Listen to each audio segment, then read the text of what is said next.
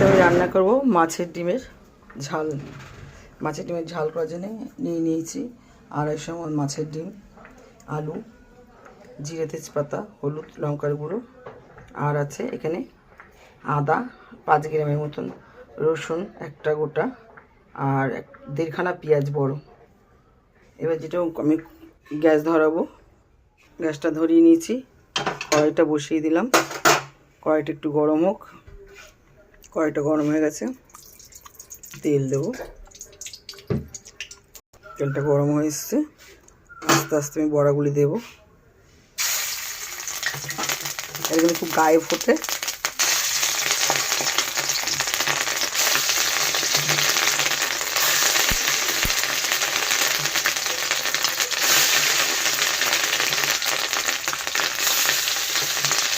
এগুলি একসঙ্গে অনেকগুলি দেওয়া যায়, কোনো ব্যাপার না।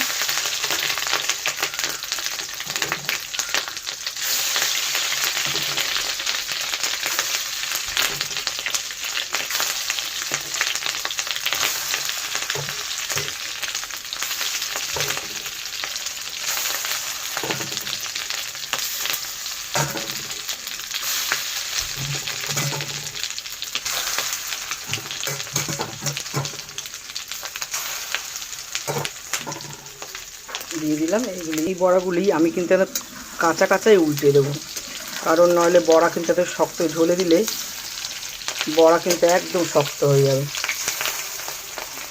কারণ মাছের ডিমের বড়া ঝোলে দিলেই শক্ত হয়ে যাবে।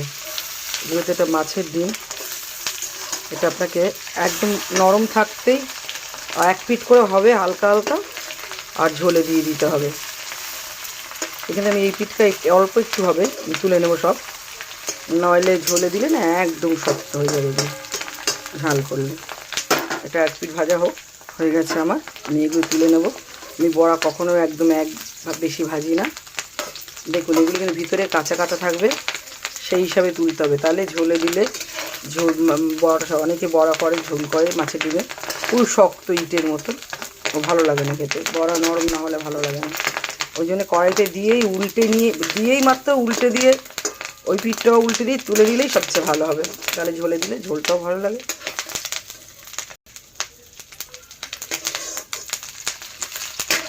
এখানে লাল করে ভাজি, কিন্তু ওটা ভালো লাগে না খেতে।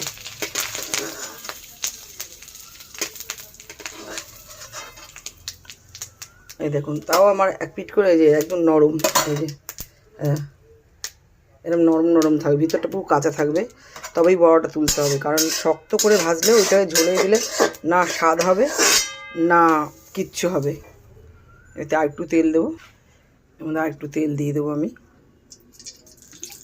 আপনি চাইলে সরষের তেল দিয়েও করতে পারেন, কোনো ব্যাপার না। তেলটা একটু গরম, তেলটা গরম হয়ে গেছে, দিয়ে দেবো জিরে তেজপাতা দিয়ে দিলাম। দিয়ে দেবো এই আলু কাটাটা,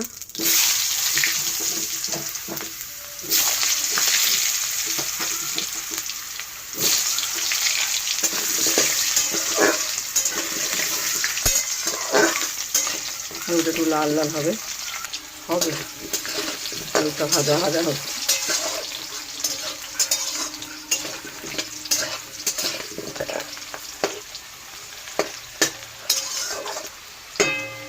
একটু ভাজা,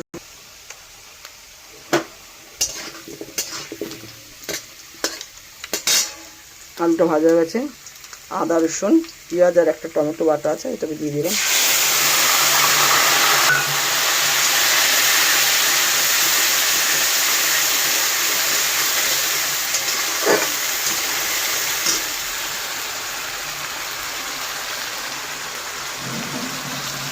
এবার দেবো যে ঝাল হবে লঙ্কার গুঁড়ো, দেবো হলুদ,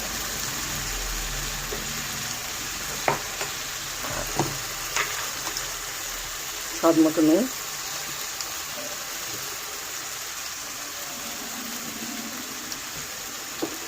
দেবো একটু চিনি কালার ভালো আসার জন্য।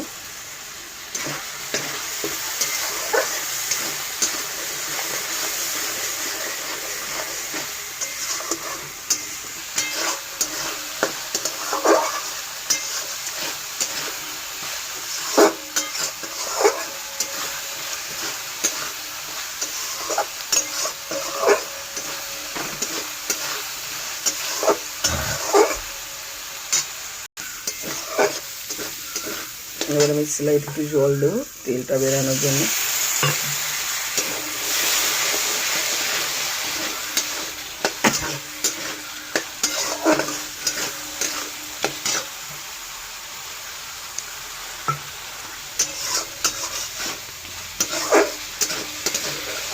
এবার একটু গ্যাস কমিয়ে আমি এটা কষাবো।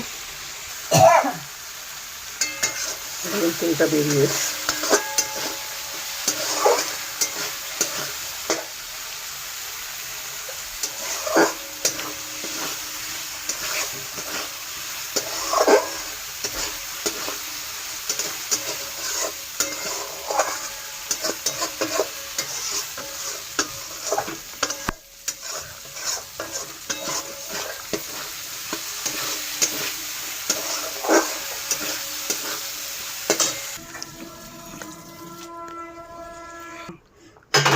ভিডিওটা দিয়ে দিয়েছি। বড়াটা আসলে বড়াটা দেওয়ার সময় একটু অন্যমনস্ক হয়ে গেছিলাম। বড়াটা দিয়ে দিয়েছি, দিয়ে আমি একটু ঢাকা দিয়ে দিলাম।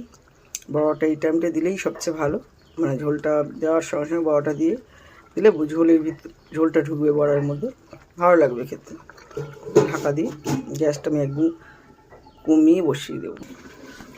দেখি এটা হয়ে গেছে মনে হয়। এসে কালারটা দেখুন, একদম গ্যাসটা যেহেতু কমিয়ে বসিয়েছিলাম। আমি এটা একদম শুকনো করবো না, কারণ বড়াটা দেখুন একদম নরম। এই দেখুন খুন্তি ঢুকে যাচ্ছে, এই দেখুন পন্সের মতন, এই যে পন্সের মতন নরম। এবার এর মধ্যে দেবো আমি গরম মশলা, শাহি গরম মশলা। আপনারা বেটেও দিতে পারেন।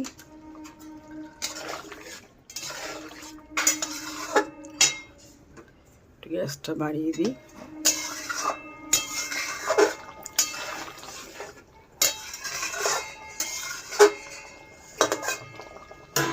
দেখুন কালারটা এসছে কেমন।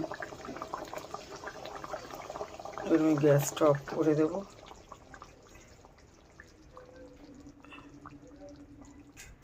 এবার আমি নামিয়ে নেব,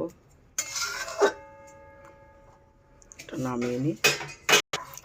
দেখুন কালারটা কেমন এসছে। ভালো লাগলে লাইক করবেন, শেয়ার করবেন, কমেন্ট করবেন, অবশ্যই করে খাবেন। আর মাছের ডিমের বড়া করলে সব সময় মাছের ডিম একদম গ্যাস মানে তেলের মধ্যে দিয়েই সঙ্গে সঙ্গে ওই পিঠটা উল্টে দিয়েই তুলে নিতে হবে, মানে ভিতরে পুরো একদম কাঁচা একদম নরম কাঁচা ভাবটা দেখা যাবে ওরকম, কারণ ওটা ঝোলে দেয় না তরকারি দেন, ওটা পুরো ভিতরটা সিদ্ধ হয়ে যাবে। তাহলে মাছের এই মানে যে কোনো তরকারি করতে দেবেন বড়াটা, তাহলে কিন্তু ওটা ভালো লাগবে, ঝোল নুন সব ঢুকবে, খেতেও ভালো লাগবে। অবশ্যই করে খাবেন।